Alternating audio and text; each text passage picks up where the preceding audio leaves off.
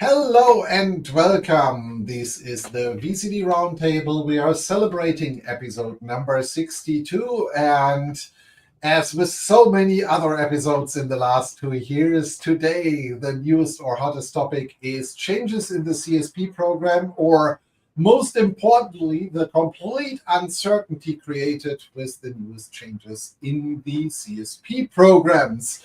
But before we get into all the different wonderful announcements or non-announcements, welcome, Sascha. How's life down in? Where are you at the moment? Miami at the Cloud Fest.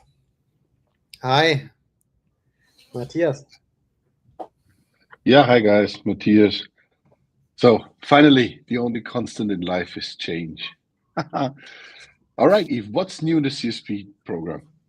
I mean, everybody got the wonderful messages which we spoke about before Explore Las Vegas, that only a certain amount of CSPs are going to stay in the program and that there are going to be changes to the program. We were expecting that we would know more what's going to happen to Europe, but it seems like that for now, Broadcom actually is not willing to make any changes whatsoever in Europe at all, besides the complete management of overage, etc. So let's maybe start with that topic and cover that elephant first. So during Explore, Broadcom announced already in Las Vegas during the advisory board that first they were of the opinion that there shouldn't be any overcommit licenses at all. If you want to have more, you can buy licenses. They figured out very quickly that that's not going to work, so they still allowed everybody to create 125%. So, for example, you buy 1,000 cores, you can actually create keys for 1,250 cores. But how are they going to handle overage starting November 1st or November 3rd? I'm not 100% sure when exactly the financial year starts, but nevertheless, whether it's November 1st or November 3rd. A new product license guide is out, and that is actually more confusing than anything. And there is also examples which are not solving the majority of the questions anyone has. It's actually the situation we have is all the changes could mean now everything. So let me plot the ideal scenario. The ideal scenario is Broadcom says, as long as you stick within these 25%, and it's only a temporary usage, which is your first problem in the new definitions, because it says temporary, but no definition of temporary. So if you only temporarily actually go over your 100%, then Broadcom is going to tell you don't do that again, and you're going to be fine. No overage calculation. That's scenario one.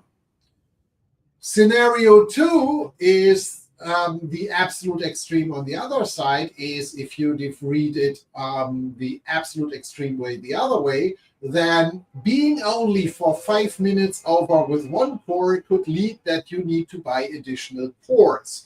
And now it gets tricky because Broadcom says also in the same document that the minimum order amount is 500 cores. So by just actually for 5 minutes, which is the analysis interval, the system checks. If only for 5 minutes you are one core over, this could lead within that specific contract that you are going to purchase 500 cores more. I mean, that would make you save for the next quarter because all of a sudden you have 500 cores more, but it would quickly add to your bill from that perspective. We tried now several times because we had several people from different teams within Broadcom giving us different ways on feedback on that. But whenever we ask this, like, where is that in writing? Can we have this in a confirmed way that we can actually rely on that? Because as some of you have heard also, there is a huge back billing scenario going on with Broadcom at the moment for all the periods since April 24 up until February 25. Currently going on, and some service providers settled that already. Some service providers paid for it. That's ongoing all around the globe as well. This actually left most service providers in the belief, because many were told it's like there is never going to be back billing or anything like that. All of a sudden it appears. So everybody wants to have something in writing. They tried to create a fake FAQ document, but that FAQ document, as I read it, is actually not answering all the questions. So at the moment, you as a service provider have to decide what you are preparing yourself for the scenario. Is like, it's all going to be good as always. same people as believe there will be no back billing. Or you believe the absolute extreme on the other side is like, yeah, if you're over, you're going to pay at least for 500 more cores. So that's status quo of one of the first changes, which we are going to discuss at the moment. Sasha, your opinion on that? Yeah, so that you mentioned most of that. The interesting point is also what you need to expand your contract for the next quarter. So that's fine with this 500, though it's a big problem. And you have to expand per contract. So if you have one or more contracts, you have to expand your contracts for every contract where is one more overage maybe, or one more core minute overage, 5 minutes overage. That will be a big problem. And I think there will be a lot of discussions in the future. Next step is a big question. What happens with back billing of the overage starting with 1st of November now? Because there was an announcement from Broadcom where they clearly said, hey, starting with November, there will not be a monthly overage billing like we have it like we had it in the last months. So that also becomes interesting because no monthly back billing. What does it mean? Maybe we get a big bill at the end of the quarter, or we get a big bill at the end of the, I don't know, contract year, or at the end of the contract, like we received it with the big overage billings now from April 2024 to December, January. And yeah, I hope we will get out more information from the Broadcom teams. We clearly also wrote a few emails and asked what are the real rules, and maybe can we get it in written, what happens. And they explained it a few weeks ago and said, hey, they want to take a look at the average, and if the average is below or over 500, you need to expand your contract. Other ones said they absolutely have no clue how they will handle it. Other ones said to us, hey, we have absolutely no clue how we will handle it in the future. And that's a bit challenging for the service providers. And I clearly got the information, or I understand the information from Broadcom for service providers who have only their own business. They can manage all of that. Let's say it's not easy, but they can handle it.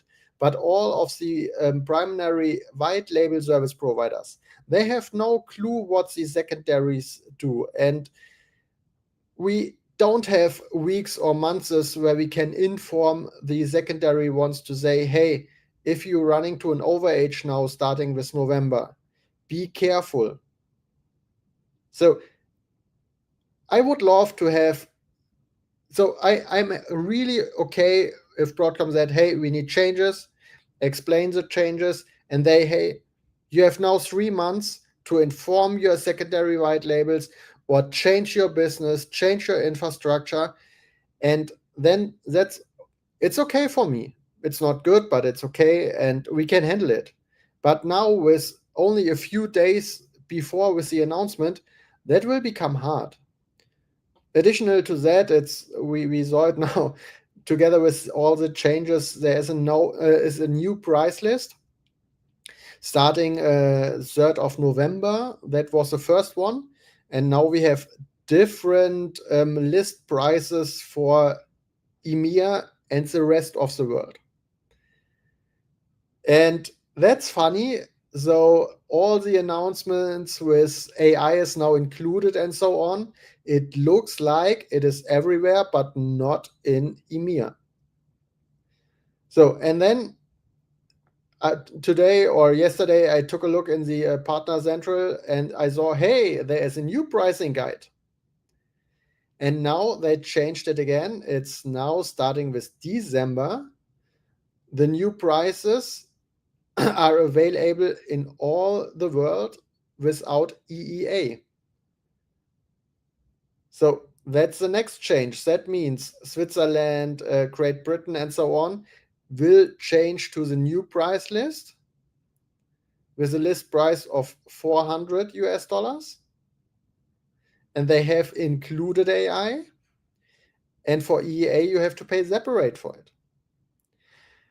Next point that becomes interesting with these changes is in the product license guide, there's written that all of the expand of the commit. So if you use one more, you have to pay 500 more. And there is written, you have to pay the new price at the state of the expand of the contract. So that means outside the EEA, starting with December, you have to pay based on a list price of $400 US. That's the next point where I would say, hey, maybe a better communication in the front was beneficial. Was beneficial maybe. But yeah, we don't have it, and we need to work with the informations we currently have and need to try to figure out what's next. So to make a real business out of it. Additional to that, so everyone or many service providers thought about, hey, let's go with advanced threat protection and so on. But also advanced threat protection is no longer on the price list. So we have now vDefend, like we had it before. And we have VMware Cloud Foundation Advanced Cyber Compliance. This includes now advanced threat protection and Live Recovery Manager. So also Live Recovery Manager is no longer available as an add-on. That's the next problem. And with this VMware Cloud Foundation Advanced Cyber Compliance, you have to license your complete infrastructure. You are not able to say, hey, I only want to license one cluster, like we had it with advanced threat protection, for example. You need to license your complete infrastructure. And that's the point. So Sasha, it's even not possible to say I license a VI workload domain. No, not a workload domain. You can... The whole infrastructure, everything. The whole infrastructure. Maybe there is a way if you say I deploy a dedicated VCF for it. A fleet. I'm not. Yeah, so a complete dedicated infrastructure with no communication between the both ones. That's maybe a solution, so that you say, hey, that's a complete new infrastructure. That's a dedicated infrastructure, but that's not the way you normally want to go with VCF. Exactly. And additional to that, it's a big question mark. So we asked this question in a few ways also the last weeks. Do you need vDefend and Cloud Foundation Advanced Cyber Compliance? Or is vDefend included if you license your complete cluster with ACC, so Advanced Cyber Compliance? And that's all. So many questions, especially also with Live Recovery Manager. So we saw a lot of customers who only wants it for a few workloads. That's exactly the thing. Because in the past, Sasha, honestly speaking, and I'm close saying that that's kind of an Oracle approach. But I think I should not say that. But honestly, in the past, saying if you need to license vDefend for a whole cluster, that makes perfect sense. I can choose for each single cluster which features I'm running on and what I'm relying on. But now saying if you need the cyber defense thingy, I even can't remember the name, need to license all infrastructure. Sorry, but that's misjudged by Broadcom. I think many customers won't take that route because you need it only for a small portion of the infrastructure. I think the problem is that we make no difference between service providers and resell. Because on resell, I totally agree, this product feature, and you can use it for your complete company. And what we saw from Paul Turner in the keynotes it's an absolutely beneficial product with the advanced cyber compliance. You can make your company complete secure with that, and that's good. And you need it for all your clusters then in a company. But if you are running as a service provider, that will not work. Then you need to break it down on a workload domain that you can say, hey, this customer has a dedicated workload domain and I can license it to him. Because if we saw it, we are on a list price around about $200 and with $200, that's round about the half of the VMware Cloud Foundation, and nobody knows if we need on top vDefend. That's currently the big question. And then nearly double the price for every customer on the VMware stuff. It's not the service provider business. It's not a business where you make so many money that you can easily say, hey, no problem, I double the price. And that's currently, from my perspective, the biggest challenge on all of that. And in combination with what happens with disaster recovery, so there is a document also where it's written that disaster recovery environments must be full licensed, independent or if they are running active virtual workloads or not. And that's the next big problem maybe for the service providers, because we know many service providers who have disaster recovery environments running. And maybe also there a bit more communication together with the partners, talk about it, talk about solutions. Because when I think about we have an on-prem customer with their on-prem infrastructure running VMware, completely licensed. And they have a commitment with the service providers where they say, hey, this is a disaster recovery environment. If on-prem everything breaks, we can start up the virtual machines on your side. So at that moment, normally the on-prem servers uses no licenses. And for that scenarios, why can't we find any solution? And when I talked also in the last days with service providers here in Miami, they clearly said, hey, we will be happy to say, hey, we need to charge 20% or 30%. That's not a problem. But we cannot license the complete infrastructure for the whole time and waiting for a break of the on-prem infrastructure. So it's hard. And also we have another customer where they're running a disaster recovery data center in case the primary fails. They normally don't use the secondary one. It's completely empty. It's only running. And with the new licenses, we have no option to license it.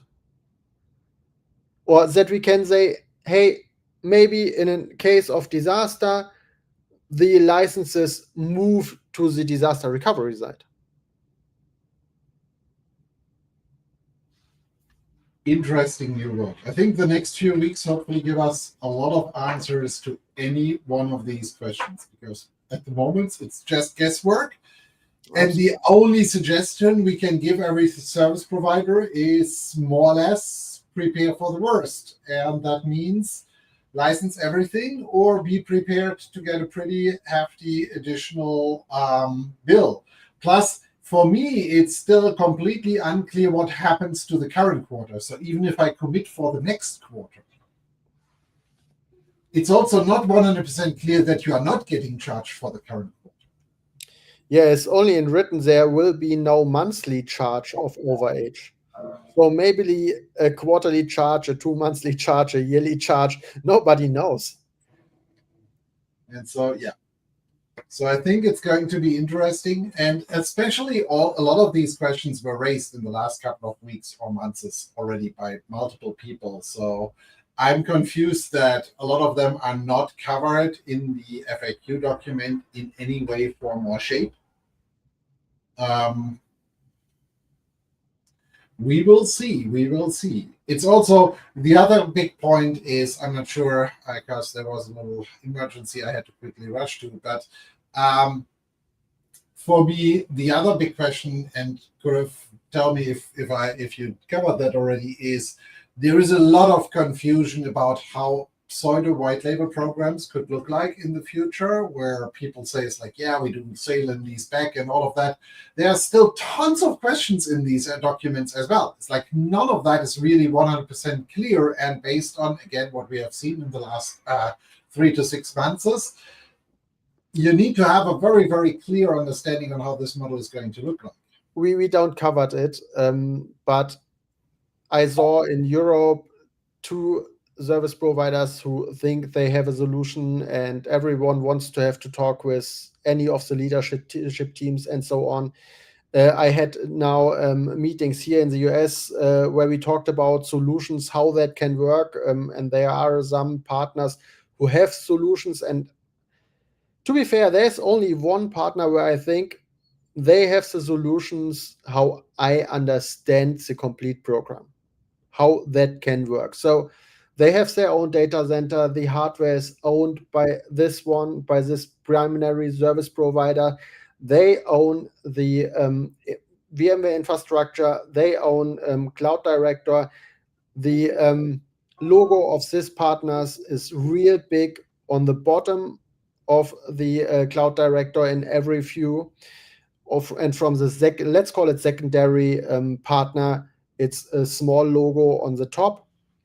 So that's the only solution where I say, hey, that's how I understand how to handle it.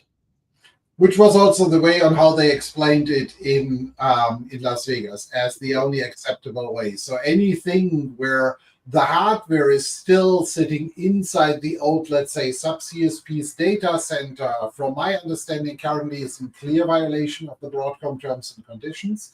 There are rumors that this might be okay. However, there is the clear definition also in regards to who has to have the admin privileges on shared contracts. And that is very, very clear that the administrative privileges need to be with the primary CSP. And administrative privileges are documented within the VCF guidelines and documents. So this is nothing where people say it's like, yeah, this is very vague. You can actually argue it this way or that way. It's like, no, admin privileges are and have always been in the VMware world, been very, very clearly defined. And that's basically leading back to the product or the only approach, which Sasha also mentioned, where you actually have to completely turn it in. You're completely a sub-CSP with clear visibility, which Broadcom said several times, and it's even in some of the documents, by the main CSP towards the end customer. So let's say I'm service provider Charlie, and I'm going to actually allow service provider Delta to actually provide these types of services. Then on every homepage, on every page, the logo of service provider Charlie needs to be visible, which also means if the end customer of service provider Delta, let's call them Echo for simplicity, Echo needs support. If for whatever reason Delta does not provide it in a way or form or shape, it needs to go back to Charlie. At no point in time, and that's also very clearly stated in the current documentation, can Charlie outsource support to Delta. So the Delta service provider, the sub-CSP, needs to really, really provide additional managed services on top of it. They cannot charge for anything around the base infrastructure whatsoever. It's very, very clear that Broadcom does not want to have that as of today in the new program. Again, this might change. Again, Broadcom might make corrections. I mean, we have seen enough corrections in the last year and a half. So nothing means it's going to be in stone. But I think my personal suggestion would be if anyone wants to really see a continuation in the CSP program, then the thing which needs to change is urgently create clarity. Because at the moment is service providers, for risk mitigation purposes, have only two possibilities. They can either continue the VMware bandwagon, but then they need to actually go below one other in the model which Sasha said, because that's the only one which is 100% confirmed. Or if that's not the possibility, switch platforms. As sad as it is. And again, we are 100% VMware shop. We in ComDivision only do VMware. We do not actually support or prepare any plans for moving anyone off the platform. That's none of our business currently.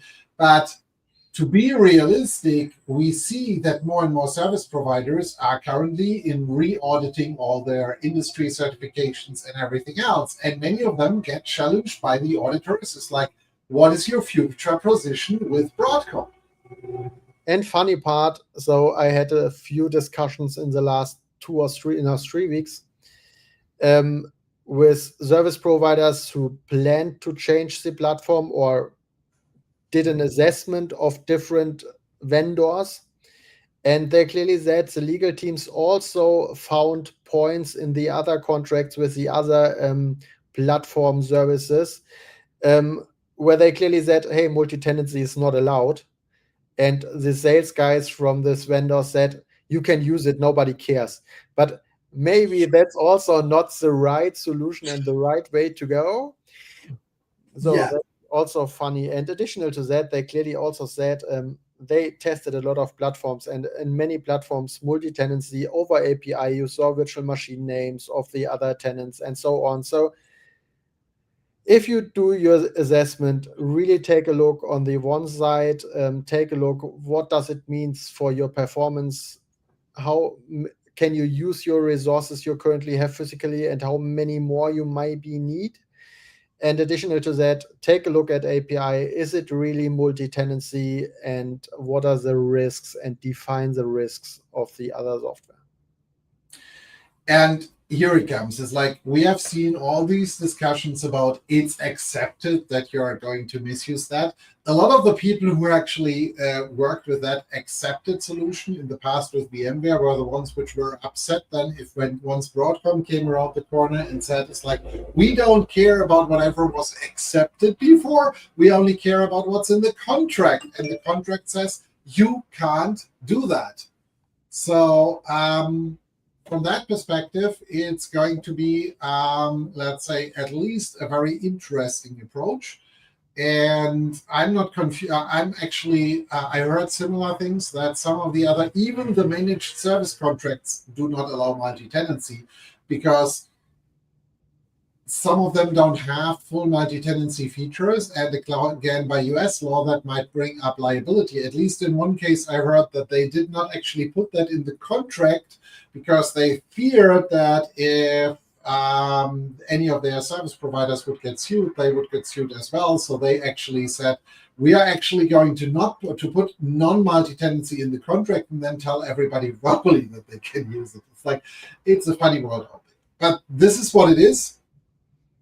And I think, did we miss anything which we still need to cover? I think we created enough uncertainty, but I think that's the only thing which there is at the moment. There is a lot of uncertainty. We asked several times in the last couple of weeks to get definitive answers. And the only thing we got is actually announcement that we would get anything, but we didn't get anything, whether it was in the US or Europe.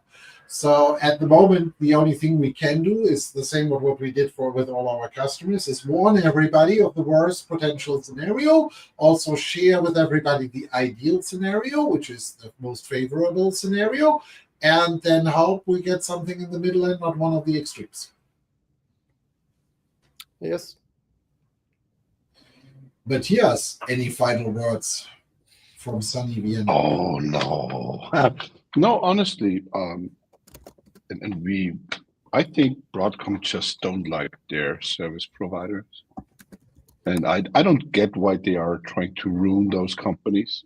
Seems like it's I don't get the story behind the curtain, but yeah. I don't understand everything. That is the point. And what my point on all of this is even more is why not actually create clarity? I don't have an issue if someone says it's like, hey, we really want to actually stop this program. We really don't see any business value in it. It's fine. It's like, I might not like that answer, but I can actually work with that answer. The biggest problem I have at the moment is this complete, let's say, situation where we just don't get any answers, anything reliable, and no one is actually giving you what we need to know on how it's going to continue. And I'm also kind of expecting that this podcast episode, we will get a bunch of emails in the next couple of days for this one. In the end, do we need to, we are doing this for our community and not for Broadcom personally. And if we would have had better answers, we would have given the answers. But I also feel it is our duty to actually make very, very clear to everybody on what is the, let's say, worst case scenario expectation whatsoever we see. And at the moment, to be said enough, it is what it is. So we need to deal with it. Yeah, so I would say, like famous last words, I would ask Broadcom to just man up and start an honest discussion and tell the service providers what the goal is, what the results should look like, what Broadcom's vision is all around those different service providers. Just man up. Yep. Yeah, so let's see what happens now. Ricky Cooper is now head of the CSP unit. Maybe he brings more clarity in all of that. He is a man of clear words, so hopefully we get all of this solved and have clear rules. And to be fair, not everyone will like these decisions Ricky Cooper will take, but then we have clear rules and not 1,000 different rules and rumors and so on. And because that's the biggest problem. Currently, we said every service provider, hey, let's wait until February. Let's talk in February. What's next? Then you have still 1 year to change the platform or take your decisions. But currently, we need the rules. We need informations. Also with the cancelled of the contracts globally, but currently not in EMEA or not in the EEA. That's a big question mark for all service providers, especially the small ones, secondary white label ones in EEA. So nobody knows what's next.